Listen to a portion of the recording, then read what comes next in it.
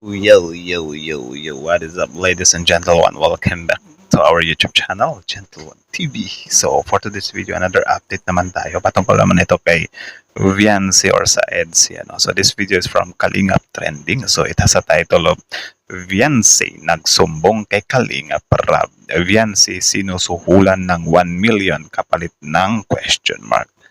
Kapalit ng alin? Grabe yung 1 million na offer Kahit sino matutokso nun eh. Ewan ko. Ako. 1 million. Depende. So, hanggang dito na lang. Hanggang dito na lang. Okay.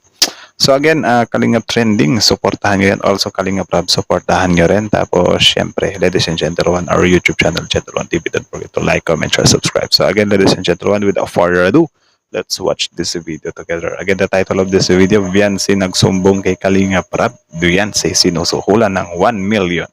1 million kapalit ng question mark. So again, Kalingap Trending, Kalingap Rab, Gentleman TV, start. Mga sponsor na nagdadirect sa iyo, punta.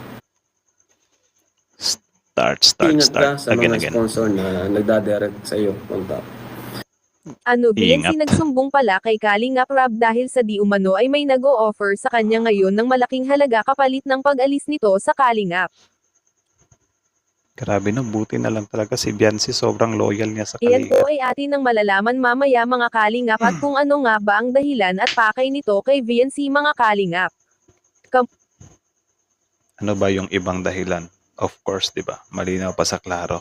Kukunin yung some kind or sasamantalahin yung Basta po fame. mga Kalingap at muli ay nagbabalik ang inyong lingkod Kalingap Trending na magbibigay ng sariwang update patungkol sa inyong paboritong beneficiary na si Viancy mga Kalingap. Yun, subscribe At nyo rin syempre yan, kung Kalingap bago ka Trending. pa lang sa ating munting YouTube channel ay huwag mahihiyang mag-subscribe at huwag po natin kalimutang mag-like sa video na ito.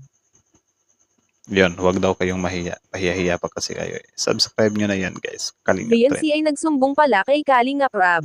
Aminin na po natin ngayon mga Kalingap na sikat po talaga ngayon si Viancy bilang isang beneficiary at Kalingap Angels. Kaya naman hindi nakapagtataka na marami ang nahuhumaling sa kanya kaya naman gusto siyang makuha para pagkakitaan mga Kalingap. Hindi lang naman si di ba? Si Viancy, pati si Carla ganun din. Yun din yung nangyari kay Erica, which is yun, nagtagumpay nga yung sumubok na kunin siya, nakuha nga siya. So, hindi natin maiaalis mga Kalingap na marami sigurado ang nag-o-offer po talaga kay Viancy ngayon ng mga bagay na mas malaki pa sa ibinibigay ni Kalingap Rab. Dito nga po ay umaatake po talaga mga Kalingap ang mga pekeng sponsor na nagpapakilala kay Viancy at lihim na tumatawag sa kanya para makakuha pa ng mas malaking impormasyon. Naging issue na rin po okay lang sana kung lifetime silang susupply or magbibigay ng tulong, di ba? Like 1 million per month para some kind equation na. Ay, maliit lang naman yung Pero may mga motibo talaga ito din. noon kay Viancy kung saan dumidirekta ang mga sponsors kay Viancy pero hindi po ito ine-entertain ni Viancy sa halip ay isinasangguni ito ni Viancy kay Kalingap Rab. May Yan. Sana tularan ito ng mga kapwa beneficiaries ni Viancy. Especially ngayon, merong mga bagong pasok na mga beneficiaries. So sana ito yung pagbasihan nila. Yung talaga, dedication magtawag siya. Or yung loyalty ni Viancy sa Kalingap. Sana gayahin nila para wala silang problema sa hinaharap. Hindi sila magaya kay Kayari po kasi na under the table na bigayan dito kung saan itong si hindi kilalang mayaman na sponsor ay gagamit pa ng isang tao na siya naman kumukontak kay Viancy mga Kalingap. Ang modus po kasi nila ay itong si ginamit ni mayamang sponsor kapag nakumbinse niya si Viancy sa pakay nito ay malaki ang makukuha niya ditong porsyento kay mayamang pekeng sponsor mga Kalingap. So parang nagkakaroon siya ng middleman. Ganun. May mga pekeng sponsor po kasi na ang gusto ay makuha ang magandang beneficiary kagaya ni Viancy at kagaya rin ng nangyari po noon kay Erica. Kaya naman po si Viancy ay mas minabuti niyang isumbong kay Kalingap Rab ang ganitong klaseng mga transaksyon na ginagawa para maging alerto ang lahat ng beneficiary kagaya niya. Diba? Mahusay din si Viancy. Magaling or matalino siya.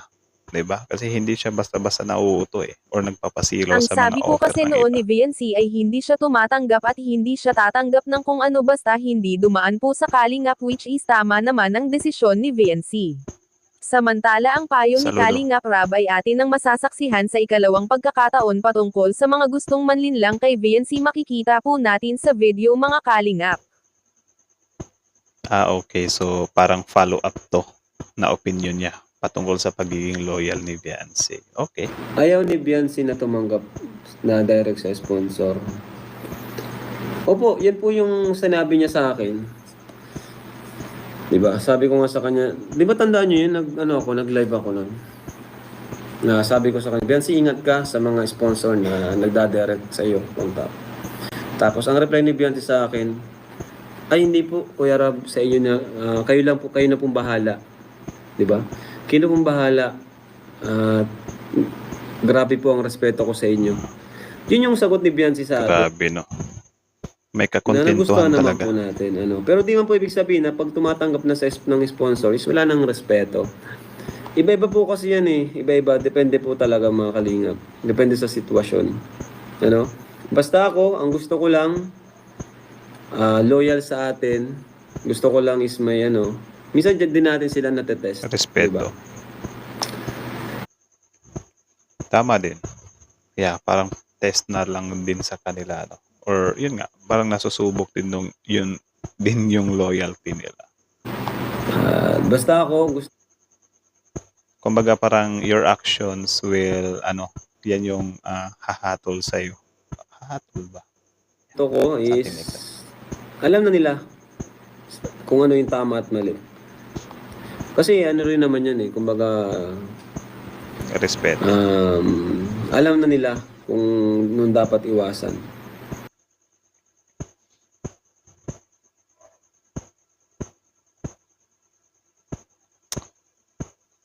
Tagal ma-exa. So, yun lang naman. Yun lang naman, ladies and gentlemen. So, again, that video is from Kalingap Trending. So, supportahan nyo yan. Original video link in the description box below. Tapos, syempre, our YouTube channel, Gentle One TV. Don't forget to like, comment, share, subscribe. And also, Kalingap Rab. Support nyo rin. So, that's it.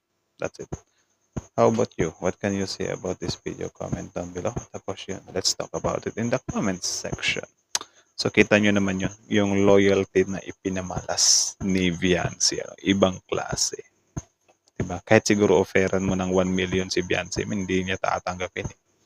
Ganon siya ka-grateful. Sobrang grateful niya na dumating sa buhay niya si Kalingap Rab. Diba? Yung tulong ng Kalingap. Grateful at the same time kontento siya. 'Di ba? 'Yun lang naman talaga yung yung importante dito sa mundo, yung pagiging kontento. Kaya nga kung 'yun sasabihin mo na ano nga ba yung definition ng success, nakadepende sa tao 'yun. 'Di ba? May kanya-kanya tayo ng pag-define kung ano yung success. Kasi may mga ibang tao na kahit bilyonaryo na, magugulat ka. Di pa rin tumitigil sa sa pag-arangkada, bilyonaryo na. Diba? Yung iba, nagnanakaw pa or may gumagawa pa ng illegal.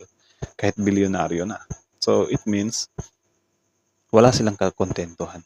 Diba? Kasi tayo, for example, tayo ngayon, kunyari, minimum wage earner ka. Siyempre, kapag aabot yung earning mo ng 50K,